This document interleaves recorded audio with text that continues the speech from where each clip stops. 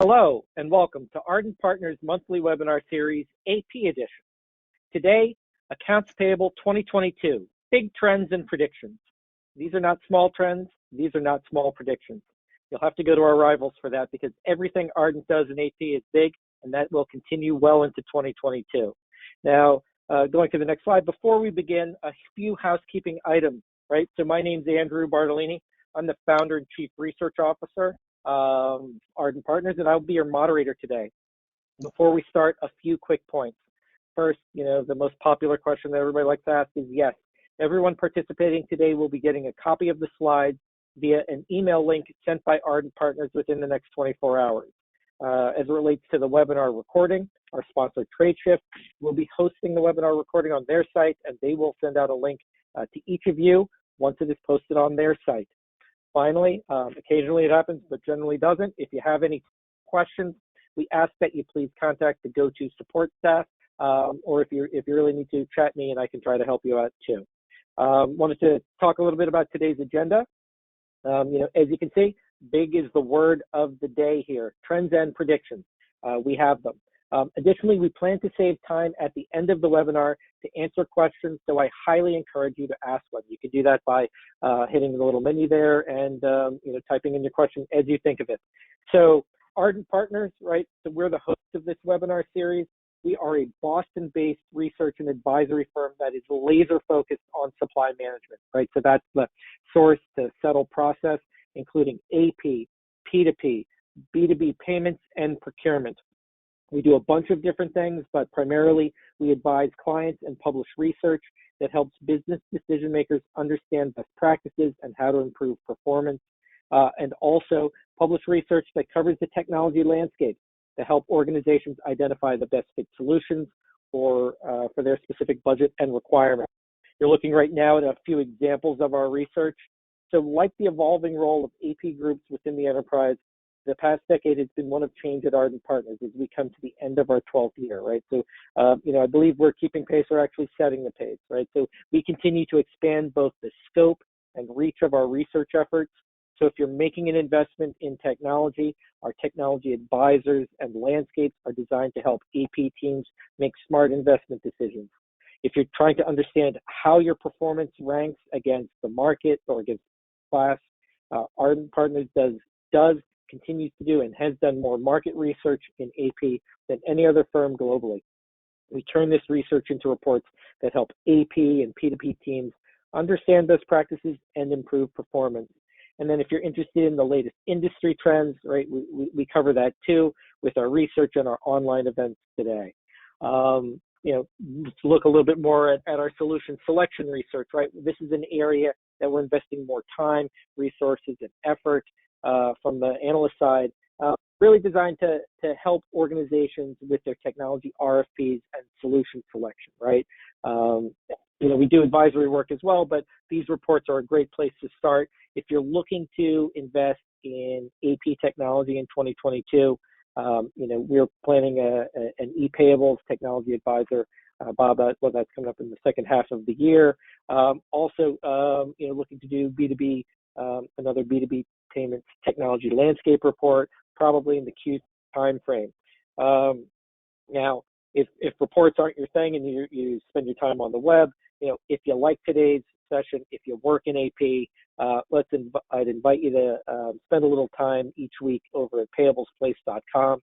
This is Ardent's site that we've published for years. It's the global source for e-payables, finance, and AP news, research, and analysis.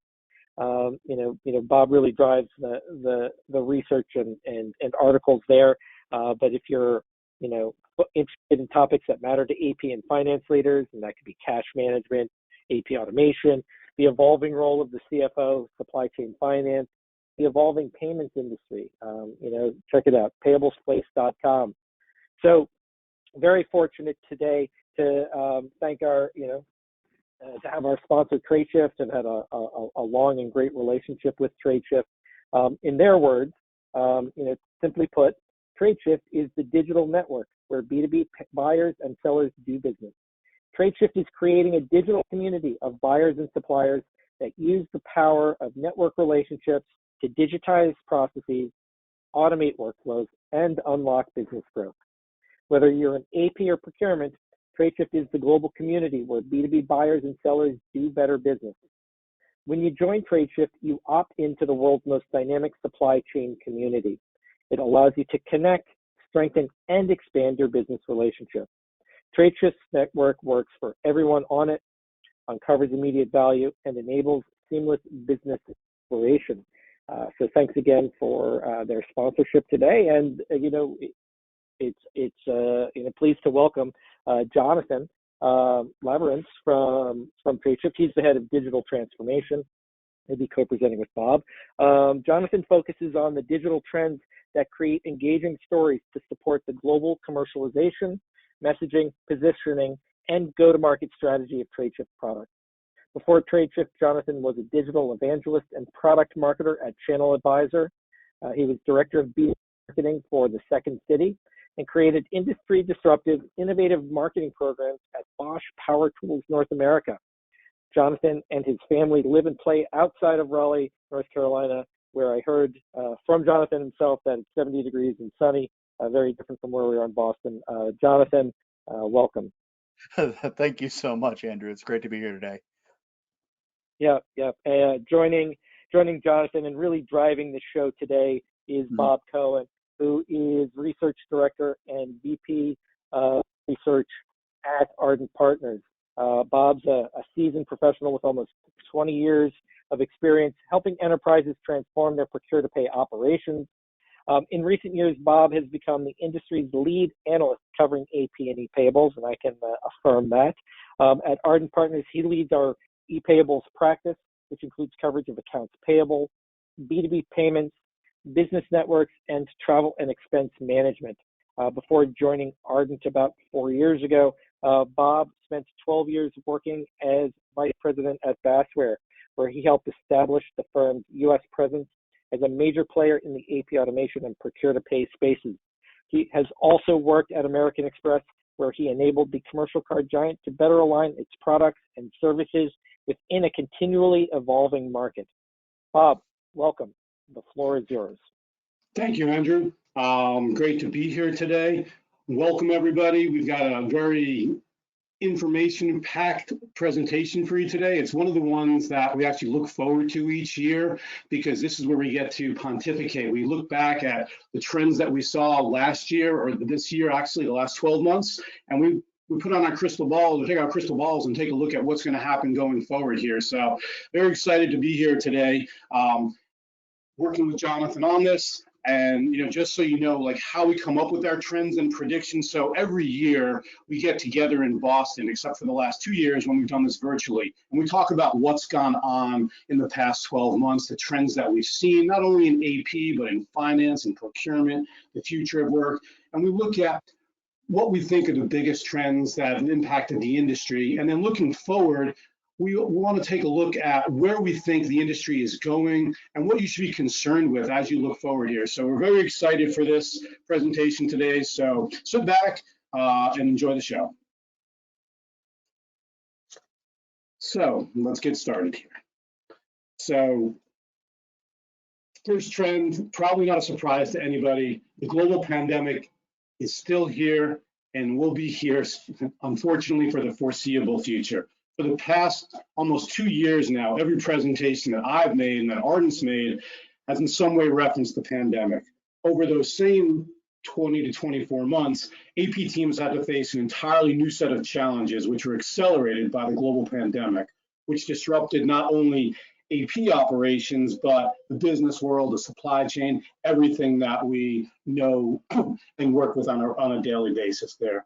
So almost 2 years into the pandemic, a majority of businesses have seen either an extraordinary or a significant impact on the business as a result of the COVID-19 pandemic, while only 5% reported little or no impact.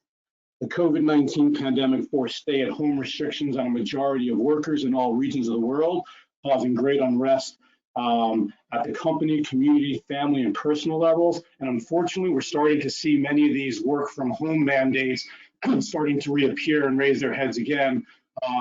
So as I said, this is not over by a long shot, as much as any of us on this call and in the world wish it would go away as quick as possible.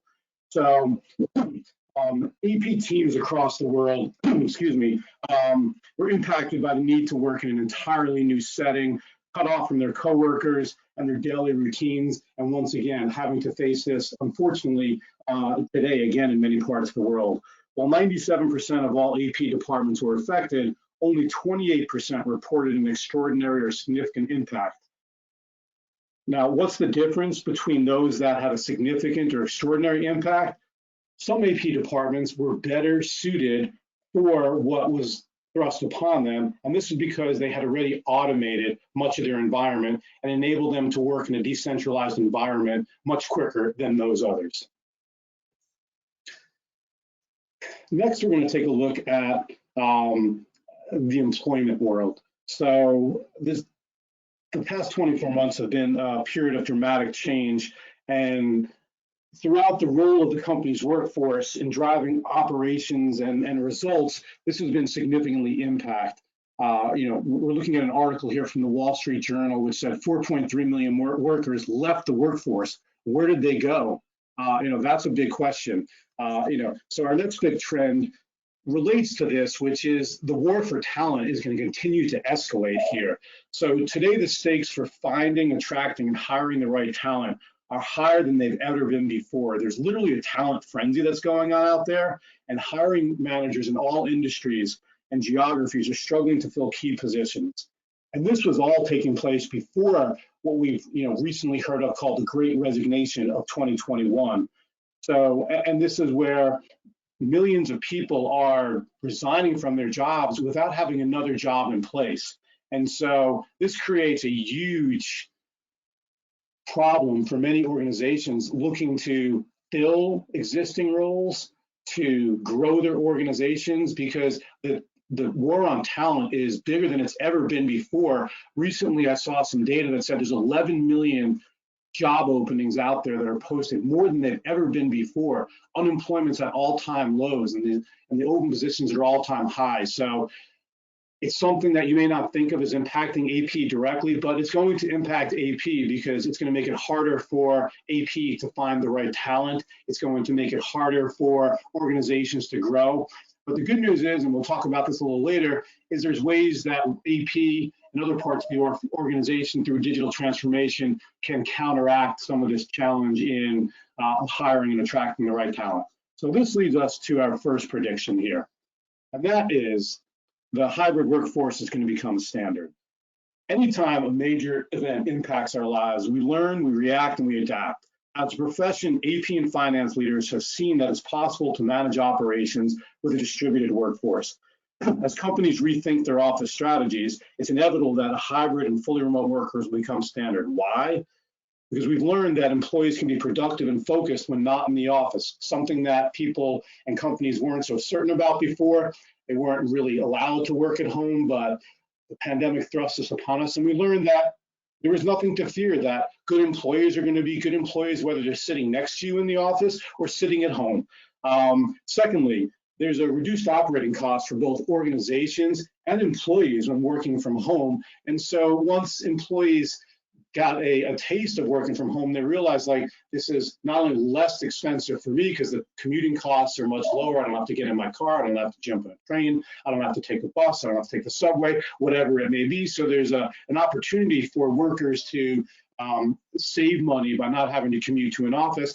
And similarly, offices and companies don't need as much space for their workers, so they can save on rent and utilities and overhead costs similarly. Also along these lines, better work-life balance, which something that we as Americans probably don't focus enough on, but the pandemic, I think, forced us to take a step back and realize that I can work from home, I can have more time, I can spend more time with my family, I can be as productive, if not more productive, with a work from home or a hybrid model. So this is something that we think that the hybrid model is going to become standard as we go along. And then, a little bit of our research here. ARDENT's research shows that 90% of executives expect that more of their workers will be operating in a remote environment next year in 2022. So prediction is we're not going back to the way things were. That's a good point there, Bob. From here at Tradeshift, it's very, very apparent. and you can move forward. It's fine. But I just wanted to let everyone know we're we all see the same things. At Tradeshift we do have offices, but we've really adopted that flexible work-life balance now, and that flexible work from home, work from the office sort of a scenario. And even right now, when I'm hiring new employees, one of the things that we want to talk about is that remote first possibility.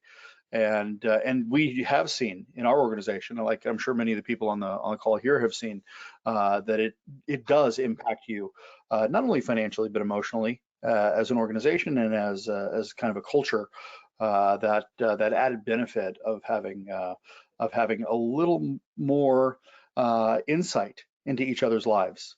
It is ironically this what I've seen in the distributed workforce that we've encountered here since COVID is actually a turn towards humanity instead of away from it. Ironically, technology has brought us closer to each other because it's brought us into each other's homes. So now it's not uncommon to see someone's cat walking across the screen when you're in the middle of a meeting, and that is, I think, to some degree broken down some of those humanity barriers that being in the office and siloed into an office took away from us as collaborating with each other as humans. So as disruptive as it has been, I think there's a silver lining to it. I think that's an interesting perspective. Yes, sorry, Bob, unplanned, but the point I'd make, and I think Jonathan makes a great point on, how you, it's probably overcompensating, right? That now that there is more physical distance between us, we have to do things that show more empathy, that show more concern, and really deal with each other on a human level. But the point I would make for those listening in is that for those of you that are maybe less happy with your current position for any number of reasons, the jobs that you can look for based upon your skill set are no longer restricted to, how far you can drive in the morning, right? You now have the ability to expand your horizons and look at an entirely new set of employers, and that's very exciting. Completely agree. Let's keep moving along here. So this leads us into our second prediction, which is that hiring managers are going to need to develop new and flexible staffing models in order to remain competitive here. And this is something that hiring managers are going to need to keep this in perpetual mode. It's not something that's going to go away. These new models that we're in today, as Jonathan and Andrew just spoke about, attracting talent that's not in your immediate vicinity, you're going to need to have an always-on type approach for recruiting employees, because gone are the days when you're just going to sit there and post an ad and expect people to come in. Now, with the way the labor market is, it's going to be a continual effort where you need to continually source employees on an ongoing basis. That's here. So what we're seeing is that, and what we predict is that hiring managers are going to have to respond to the larger market shifts. The first is the gig economy and the changing relationship between the employer and the employee, where, the days of working 40 years for a single employer and retiring with full benefits and a gold watch are over. Hiring managers have to account for this and rethink their traditional staffing and hiring strategies. This reduces some of the pressure of the talent wars, because hiring managers don't have to look within a certain 30-mile or 60-mile radius for talent. They can now look, as Jonathan mentioned, as Andrew mentioned, they can look outside this area. And I know people that have jobs in the US that are located in Europe now.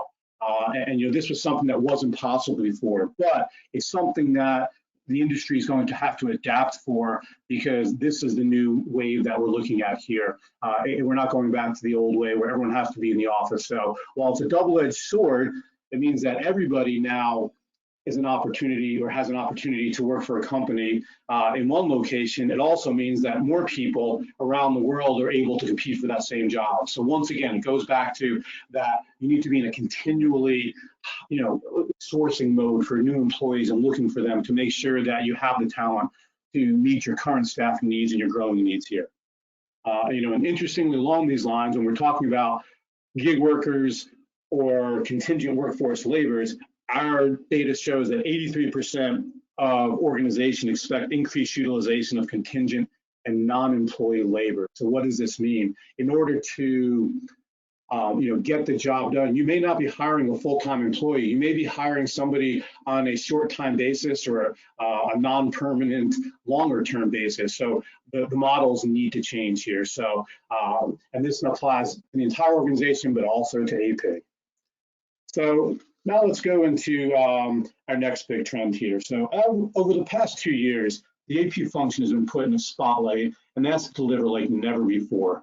The work from home mandates we just spoke about, a new and expanded remote workforce, increased demands for AP reporting and data analytics, amplified the focus on payment terms and timing of those payment terms. And also, we had to look to automate many of these manual and paper-based processes. These are some of the many things that were thrust upon AP.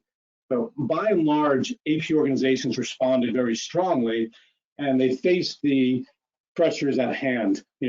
Interestingly, AP was put into a position of being a critical worker because for many organizations, it means they had to go to work, because if they were in a manual and paper-based environment, guess what happens? You couldn't do your job remotely. Someone needed to go and open the mail. Someone needed to take the checks out of the mail. Someone needed to open and take the invoices out. They needed to sort them. They needed to figure out how we're going to route them around, how we're going to deposit the checks on an AR basis, how we're going to route things around for approval. So AP workers became required workers to go in there. But by and large, most AP workers answered the bell and got things done. And the positive sign of this was that organizations now saw the value that AP was bringing, and this enabled them to increase the impact they had within the organization, because no longer was AP kind of a back office function. It was now viewed more front and center and as critical to the overall operations. And as it stood up and delivered, guess what happened? There's much more appreciation for AP, and we'll kind of get into that in a little bit as well. So that brings us to our third prediction here. So the challenging events of the past couple of years not only stressed the limits of business operations, they accelerated key drivers in the evolution of talent management and the rise of the future of work. So what does that mean? If you think about how are this new labor force going to get paid, they're not getting paid through payroll, they're getting paid through invoices. And so as one thing adds to another, now AP is not only dealing with invoices from traditional suppliers for goods and services, but the services side of the business is increasing because this non-employee labor get paid traditionally through invoices. And what does this mean? Is that it means the workload for AP is going to increase as we go forward here. And also it means that AP is going to have a bigger role in how these invoices get paid and the timing of these. If you're looking at somebody, for instance, who's an Uber driver or a DoorDash driver, something along those lines, they do services, they want to get paid immediately. They're not going to wait for 30 or 45 or 60 days. If those are your terms for paying this contingent workforce, they're not going to work for you. They're going to work for somebody else who is. So AP is going to play a larger role in how the extended workforce is managed, and also how they're paid, the terms that they're paid on, etc. So if you're not currently dealing with contingent workforce or the gig economy within your organization, keep an eye towards it, because it's on, it's coming at you. It's already there in many organizations. And as we go forward, we expect you to see this more and more throughout industries and organizations, both small, medium, and large. So what does this mean, really? This brings us kind of to our next big trend that we saw here. So the work from home mandates, the hybrid staffing models, and managing a distributed workforce has forced many AP organizations to confront head-on the challenges of maintaining business continuity with no technology or even outdated technology and extremely manually intensive processes. The issues with manual processes could not have been more apparent and obvious to finance executives and other AP stakeholders during the pandemic, when, as I mentioned, many of these AP workers were forced to go into the office to open the mail, to manually cut checks, to route things around for approval. We all heard some, interesting stories about how companies overcame the paper problem and the lack of automation. Going to people's homes to sign checks, to mailing things around and getting them back through, things that they weren't doing previously. So, this is something that kind of forced many organizations to take a step back and to look at what they were doing from an AP perspective, look at their manual and labor intensive and kind of outdated processes. And what we saw was that there was a huge move towards viewing AP differently and also viewing the technology that AP could use in a much different light. No longer was it a nice to have, no longer was AP viewed as a back office function, but AP was now viewed as a critical function within the organization. And so we saw a huge increase in the number of organizations adopting AP automation solutions. And that was, not only for the invoices being sent by suppliers, being received by organizations, routed around for approval, also on the payment side here. So the entire breadth of the AP function was encompassed within this digital transformation. Mm-hmm. Yeah, Bob, and I think it's interesting. I'm sorry, if you want to go back for just a second. I think it's also very interesting. Andrew and I were speaking here a few minutes ago about that transformation. And, one of the things that we've recognized, and Andrew was pointing out to me as well, is that, what we see, and you're going to get to this here in a moment, is that these companies who've believed that they have been through a digital transformation really have only gone through those early stages of digitization, and I think if we move over to this next slide now, you're going to see that as you start talking about things and as we start seeing things here, we're going to see, like you're going to, and I'll let you talk about this too, we're going to see this massive investment in AP automation because so far digital AP organizations have managed to start that transformation, but are still relying heavily on more traditional models like a PDF, for instance, and they're still having to go through the process of translating that PDF back down to its digital data, which slows the entire process down. Still does not help at all when you're looking at two-way matching or straight through processing. And you start to get into these hurdles and these challenges where if you're not really going digitally native from the first touch point from procurement all the way through payment, as it crosses that chasm between procurement and accounts payable, and then back upstream to a seller, for instance, there's a lot of opportunity for breakage and for error, where we see this big investment coming by AP teams, like I believe you do, in refining their processes. As you said, bringing the back office to the front office so that AP has much more control over the transaction and deeper ability to ensure that straight through process. I'm sorry, I kind of jumped in there, man. That's okay, no worries. Appreciate the insight, and I agree completely. So, the last trend and this prediction are, related to one another here. So we've seen the digital transformation of AP occurring, quite significantly, not only last year, but in the past, year before that as well. And we think that this trend is going to continue, and that we're seeing investment in AP automation rise significantly in the coming year and the years ahead as well. So the past couple of years have set a record for the number of AP automation projects initiated in the US. And the pandemic has served to unlock really pent-up demand of finance departments looking to initiate that digital transformation that I talked about on the previous slide. And we see the investment in AP automation not stopping by any means, but continuing to grow and accelerate as we go into 2022 and beyond. So, one of the interesting things that we saw during the pandemic was the demand for information from the organization and from suppliers increased significantly. There was a concern about, our supply chain, how solvent is it, who are our suppliers, what are our payment terms. All of these things came to fruition. So we had people outside of the AP organization that really wanted increased visibility into what was going on here.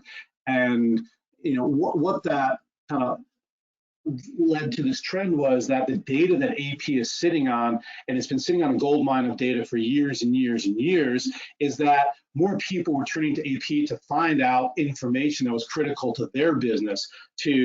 Treasurers wanted to know, how do we manage our cash better? And we'll talk about that in a little while later on in the presentation. But overall, AP was kind of viewed as a source of information, and more people were turning to it. So, when we look at how that data is being used here, in one of our recent AP surveys here, you can see what I'm talking about.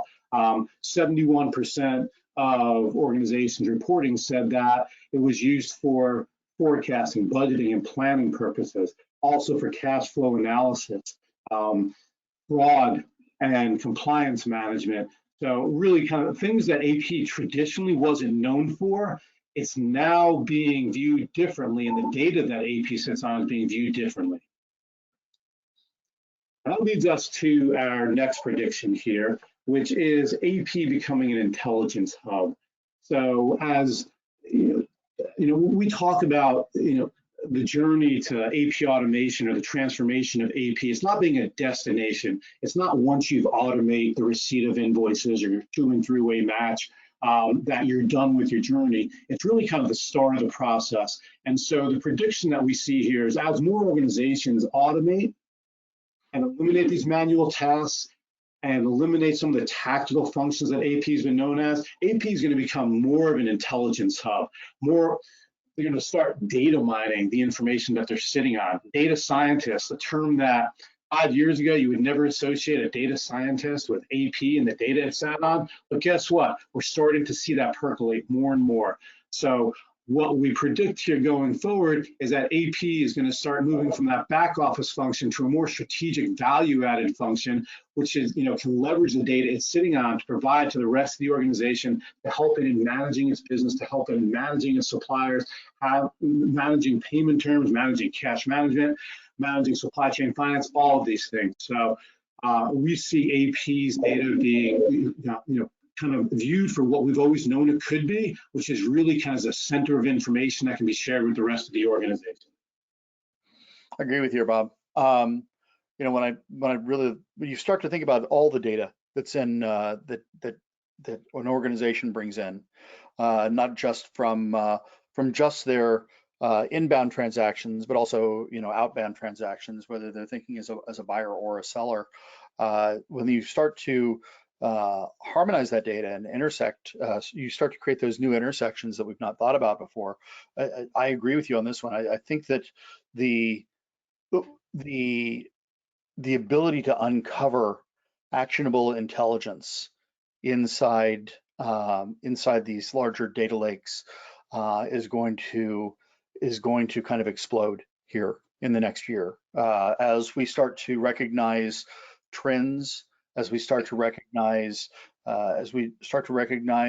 larger concepts, which really manipulating the data will allow these AP teams to uncover. Once again, proving how valuable they are, not just as a back office function, but as front office. Yeah, and this prediction can't happen without the digital transformation of those manual, labor-intensive, error-prone processes that we've talked about. It's impossible for AP to be a source of valuable information intelligence hub without having transformed those manual processes. We need to automate those, and that opens up the door. And really, why is this important? Because this helps AP, move from someone outside of the decision making and outside of the executive table to somebody who has a seat at the table and whose voice is valued much more greatly, because the information they can provide can help the organization improve their bottom line, improve their top line, all of these different things. So, we think this is definitely going to be on the horizon, and we'll start to see this accelerate. And I think that leads perfectly into your next prediction. It certainly does. So AI, augmented intelligence, is one of the most disruptive technologies and innovations to hit the business community since perhaps the introduction of the internet itself in the early 1960s. So AI has quickly emerged as a core component in the development of next generation AP automation technologies. and functionality, including data capture, validation, matching, coding, fraud prevention, excuse me, spend analytics. And we think that 2022 is going to be a historic year for AI-driven payables and payment solutions and how they're used within AP. So keep an eye on these technologies and the benefits they bring to AP. So Jonathan, when we were planning for this session here, I know you had some strong thoughts on AI and how it's going to be used and how you're leveraging it. Why don't you share those thoughts with our audience? Well, yeah, without the risk of sounding like an ad. At Tradeshift, we have Ada, who's our artificial intelligence, and we refer to her as as our thinking, growing, ever evolving assistant. When you really look at the origins of AI, from rules-based processing to the technological innovations that we've seen now with machine learning, it's no wonder that you see organizations starting to embrace the technology, because the great thing about AI is it does allow us as an organization to have something thinking outside the box. When you bring AI into things and it's finally running on its own, it'll start to make those extrapolations and those decisions. Obviously, we as humans can come in and correct those if they're not on course, but sometimes it'll go in directions which we had never thought of going, just based on the multitude of data that it has at its processor tips instead of its fingertips, we'll say, its processing nodes. So, one of the things that we're hearing it more from our community of clients. They're looking for ways to boost their effectiveness, their scalability, their productivity, all the things you're seeing here that we're talking about so far. These are the things we're hearing from our client base, and we're really growing our technology and pushing it every day to become more of a value to and this is not so much the rise of the machines. The machines are taking over. It's not that. It's not a Borg sort of you will join us sort of a thing. This is really about technology enabling humans to be more effective. Allowing us to go back and focus on the strategic while we let a machine handle the tactical. And as we start to recognize this, I think we're going to see more value in the employees that work with us, those whether they are full-time or contractors. And I think that this is going to usher in a new age of not necessarily renaissance for AP, but I think it will definitely start to accelerate the value, even more so, accelerate the value of AP within an organization. So our next big trend, which hopefully you've heard about but not experienced firsthand, has to deal with invoice and B2B payment fraud rising during the pandemic here. What we saw, we continue to see, is that the pandemic has emboldened fraudsters, AKA criminals. And the reality is that when you're dealing with less people directly in person, and we're working remotely, this opens up a huge opportunity for criminals kind of interject themselves into the process. And unfortunately, we've seen the highest levels of business fraud in the history since they started tracking this at the FBI here. Reported losses exceeded over $4 billion. The number of attempts, and when we look at this number, we think it's woefully underreported because not everybody reports a attempt or a successful attack, because it's not something that anybody is proud of. But what we're seeing here is, even with that in mind, the number of attempts have grown exponentially. The dollar value has gone up. And in our most recent State of the Payables research report that we did, we asked the question, how many of you were the victim of an attempted fraudulent attack? And almost 4 out of 10 respondents said that they were. Now, this doesn't go towards how many of those attempts were actually successful, but you get the point. Listening in, more and more we expect that organizations are going to be attempted or they're going to be criminals that are going to attempt to, perpetrate a crime against them. And the more dispersed, the less technology, the less processes you have in place, the more likely you're going to be, suspect or subject to a potential attack for you, and hopefully not a successful attack at that. So a huge trend that we've seen here, and one that is not a positive one, but one that can be mitigated with technology. We're talking about AI previously, we're talking about automation. The more policies and procedures we have in place, the better we are situated to mitigate some of these attempts here. So we've been talking about payments quite a bit and invoices. What we see is that cash is more important than ever. When the pandemic first hit, what was a CFO's, initial reaction is to hold on to the cash. There's more focus on payment terms and payment types than we've ever seen before. More organizations are looking at the entirety of their payment file and saying, how do we pay our vendors? What's the best vehicle for doing that? What's advantageous to us as an organization? What's advantageous to our suppliers? Because you want to have a win-win situation that's going on here. So we see that, in our most recent survey here, when we asked, what area was most impacted by COVID, the number one answer was sales and revenue and cash. And so this trend we see continuing here. There's more uncertainties with the increase in cases and the new lockdowns that are going on, and work from home mandates that are being re-implemented, or back to office projections that are being pushed back now because of this. As all this happens, the focus on cash remains ever more top of mind as inflation comes and rears its head. Management of cash is going to become, even more important. So we've seen over the past year that cash, once again, is and always, is the king and most important going on here.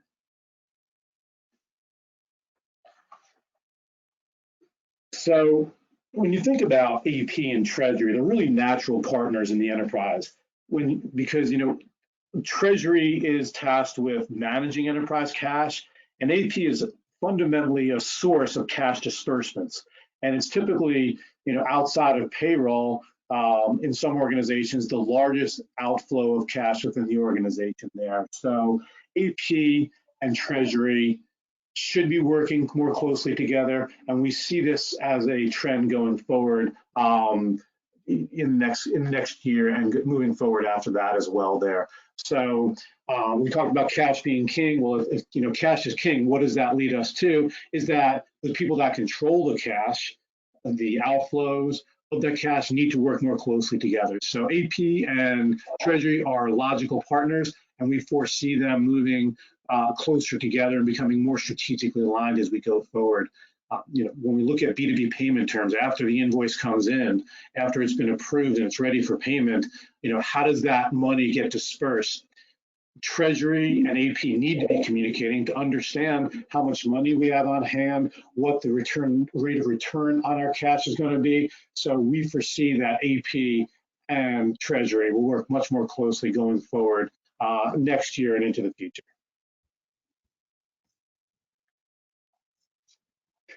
I touched on this a little bit before. The trend that we saw was AP starting to think more holistically about the entirety of the AP process. We call it the e-payables framework at ARDENT. It's something that we developed way back in 2010, I believe, is when we first introduced that. And it's taking a look at AP. It breaks down AP into three distinct processes. It's the receipt of the invoices, it's the processing, and it's the payment of these invoices. What we saw in previous times, and Jonathan touched upon this a little bit in one of his comments there, is that, the levels of automation within one area or another might have been high, but not across the entirety of AP. So as we're looking to see digital transformations, more and more companies are looking at the entirety of the process. And so they're looking at how invoices get sent, how they're approved, and how they're paid. Because if you've automated only a piece of this, you're only solving part of the problem and really kind of, push that bottleneck from one place to another there. And so more and more companies that we talk to, that we see in our surveys, as you can see some of the results on the screen here today, are looking at AP holistically from end to end. And not only that, they're also looking outside of AP to procurement and to Treasury here. Why? Because they realize the impact it can have on the organization, and it's starting to manifest itself throughout businesses in North America and the world, that just automating the receipt of the invoices and approving the invoices, only a piece of the puzzle. They need to take a look at things holistically, and that's a trend that we've seen when talking to customers of Ardent, talking to practitioners out there, and from our survey results as well.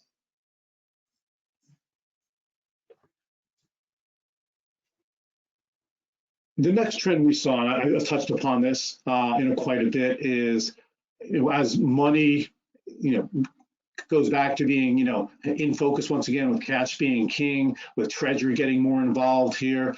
We've seen a huge increase in the number of B2B payments that are paid electronically here. 60% of payments are now electronic, and this is the highest number we've seen since we started doing our survey 17 years ago. So we're on the upswing, and we were seeing that, we expect it in the next year that this trend will continue, because obviously the challenges of paying with a paper check, we all know what these are there. And it's made even more difficult and less efficient when we're working remotely or not in the office the entirety of the time, and you have to match up with schedules with somebody who can sign a check or print a check. So the move to B2B payments through a digital means has increased significantly in the past 12 months. Payments are being looked at, differently. It's no longer this invoice is approved and ready for payment, just pay it with a check. We're getting smarter about what we're doing. We're looking at ways that organizations can really manage their cash better. Can they generate revenue through rebates that are available through some, virtual cards and purchasing cards that are available there? Are there different methods of ACH? How do you pay internationally? So AP payments are being viewed in a different prism. For the past year, is forced upon us or thrust upon us by the pandemic, and we see this continuing going on into the future here. Jonathan, talk to me a little bit about what you're seeing with B2B payments and what Tradeshift is doing to this end to kind of help. Gee, once again, time for another ad from Tradeshift. Is that what you're saying? Okay. No, actually, it is fascinating, because we have seen you alluded to this a little bit earlier. We've seen a lot of shifts in payment terms. Sometimes unilateral because of COVID. We've seen those shifts in payment terms by buyers back to sellers. We've seen it both with large enterprise organizations as well as SMBs. And at Tradeshift, what we've really done is really look for ways to make businesses more sustainable. When you look at, we did some research here recently of sellers in market, and quickly recognized that about 50% of them were either being paid late or not on or just on time, barely on time. And what that really means, for some of these organizations is, this is that they're reaching that critical point where they're struggling to remain solvent and struggling to grow as an organization. That solvency means that they can't come back and make those investments in themselves, and if they're unable to do that, they may run the risk of having to reduce capacity to continue forward, which has ripples downstream as well as upstream. And by implementing a couple of our new programs, we've been able to look at seller financing and seller funding, and getting sellers paid in as quickly as 2 days. With our cash program, it really optimizes the way that a seller can utilize technology to benefit them financially here, and get them in front of the curve as far as finances go. And what we did see here too is, to your point, Bob, we have seen also that the B2B payments are really trying to become electronic, and the caveat to that is that it's great that payments are electronic, but wouldn't it be processed so much easier if the entire process was electronic from start to finish? And I know I don't mean to beat a dead horse here, but you have this gap between what people feel is digitally transformed and what true digital transformation is.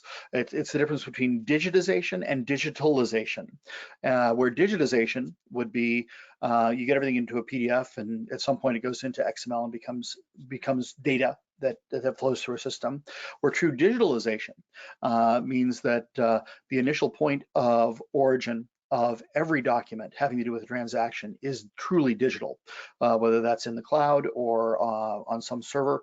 It allows it to be digitally transacted, digitally transformed, and collaborated on, I think, which is the big thing here. So we do see that payments are going to be super critical. We also see that that accelerating payments for sellers is something, we'd love to be able to talk to any of the sellers who are out there wondering how they can get paid earlier. But this is also a way to bring digitalization across your entire platform, not just your payables, but also through the entire process. Really digitally transform here. So Jonathan, what you're saying is that these organizations listening in should look at AP holistically? Thank you. It's good that you say that, because many of our organizations that we see, and one of the trends, as I mentioned before, is that organizations are starting to look more holistically across their entirety of their operations, and not one portion of it or another. So we're definitely in alignment there. Too close to it. That's my problem. Yep. Okay. We've got a couple more here going here. So our next prediction, we're on the subject of money here. Cash management is a critically important piece of the corporate puzzle. Traditionally, buying organizations have been the ones leveraging supply chain finance for their benefit.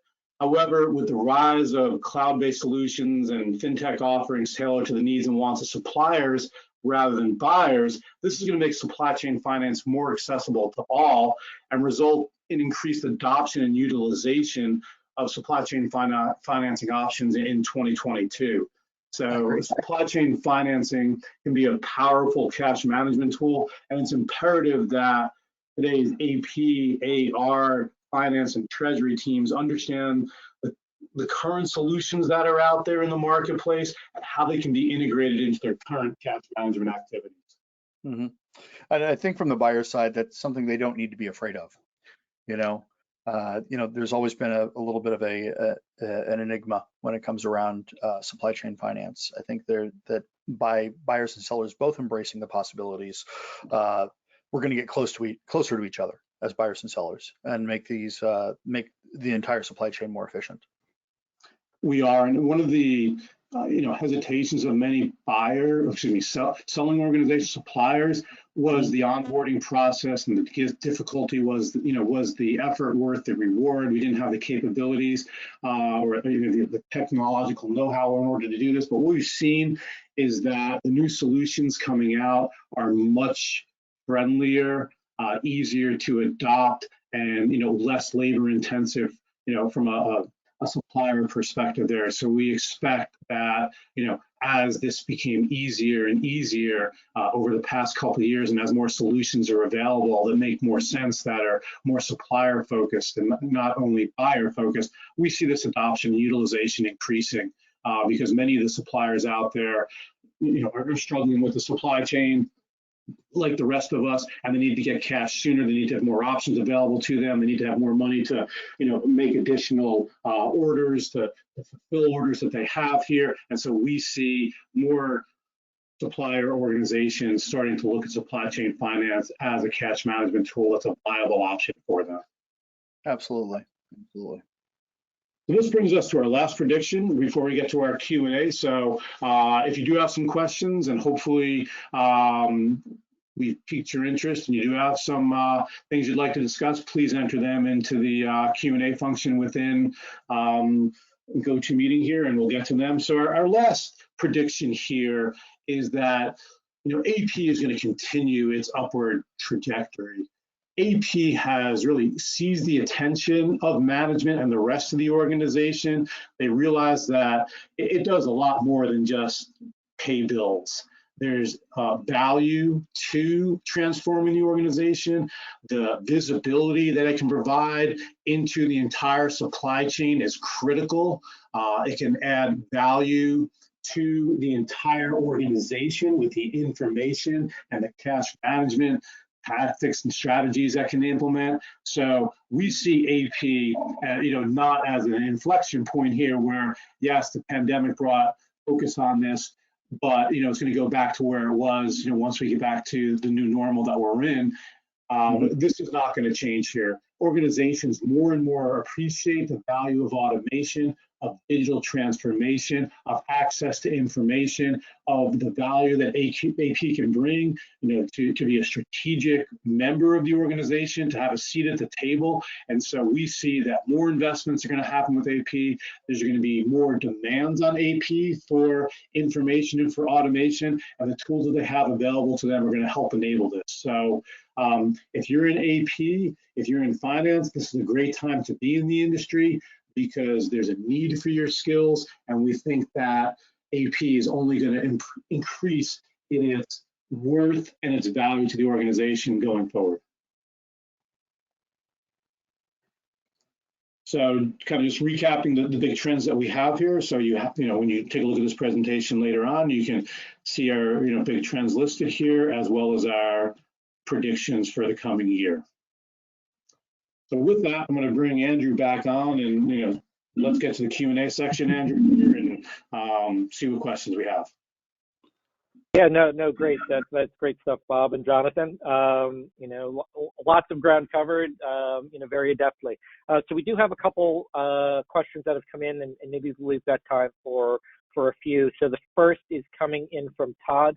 The question is, do you really see the shifting talent pool and changing employee experience impacting AP?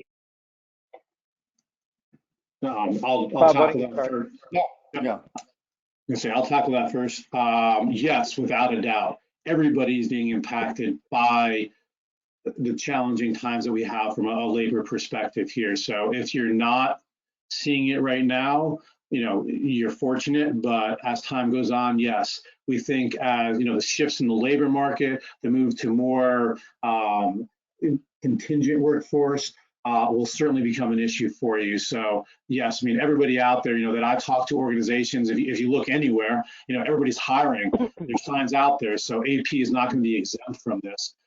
And as Andrew mentioned there, it's a great time to be in AP because there's many jobs and there's higher paying jobs that are available to you. So we're going to see more movement in the AP world when it comes from a labor perspective. So yes, I absolutely think if you haven't experienced this, you will going forward, and you should definitely plan for it.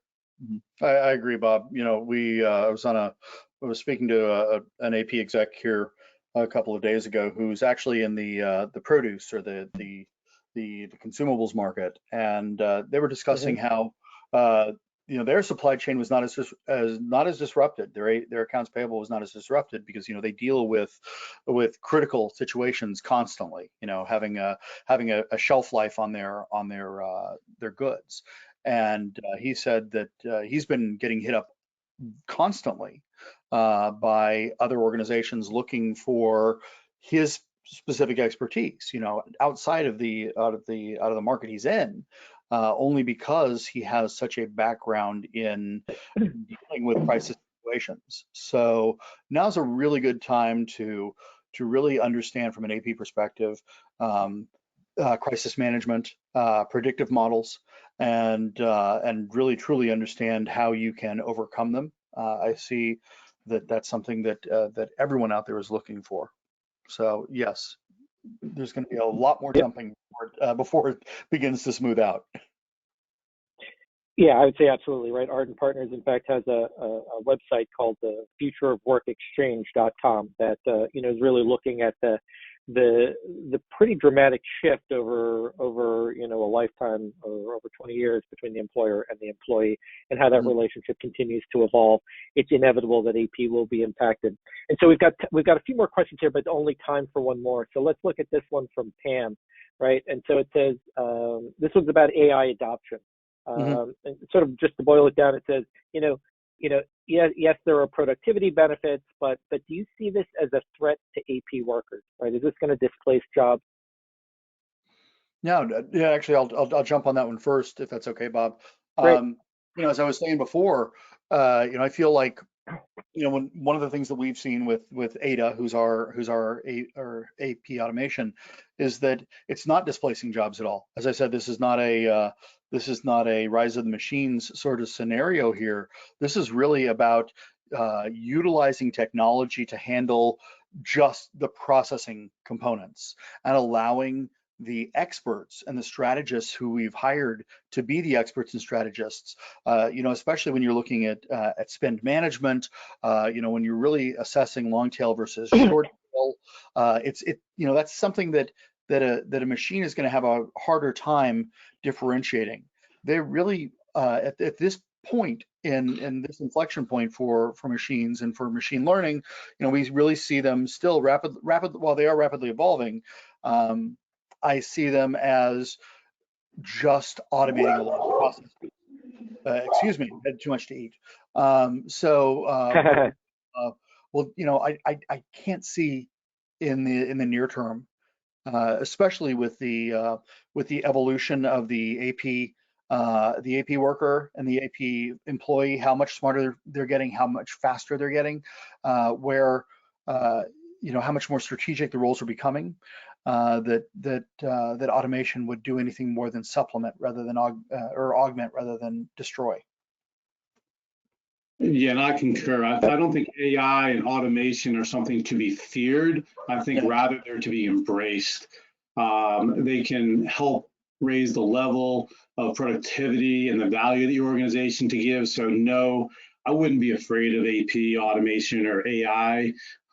Within this realm. I think it's actually something that you should look at in order to do a better job and to enable yourself to be more productive and more efficient going forward. So no, you're not going to lose your job because AI is included in a solution that's there. But to what Jonathan said and what we've been saying all along, it actually enables you to become more productive and more strategic to the organization because you're not dealing with the manual tasks that augmented intelligence can automate for you. You can concentrate on other value-added opportunities within the role.